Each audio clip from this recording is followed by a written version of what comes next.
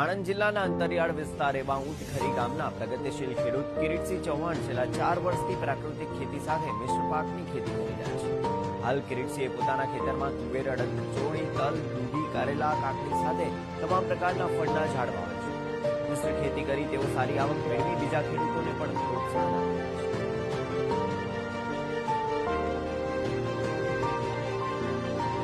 Main પાક મારો જે તુવેર છે એની અંદર મેં અત્યારે મગ વાવેલા છે, તલ છે, એની અંદર અલગ અલગ શિયાળામાં ભાજી કરમ અલગ ભાજી બી ઘણા અંદર સાઈડમાં વાવેલા છે।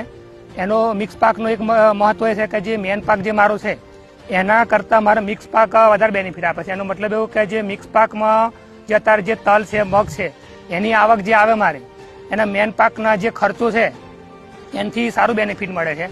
બીજું કે જે મિક્સ પાક જે કર્યો છે ને એમાં પ્રાકૃતિક ખેતીની અંદર જે મિક્સ પાક મારો એવી રીતે કરેલો છે કે જે એક લીલું આચ્છાદન થઈ જાય છે, આખી જમીન બિલકુલ ઢંકાયેલી રહે છે। એની અંદર મગ છે, તલ છે, આવી રીતે અલગ અલગ બધા જ પાક મેં કરેલા છે। બીજું કે જે શેડાપાડાની અંદર જે મેં તમે જોયું કે આંબા છે, ફણસ છે,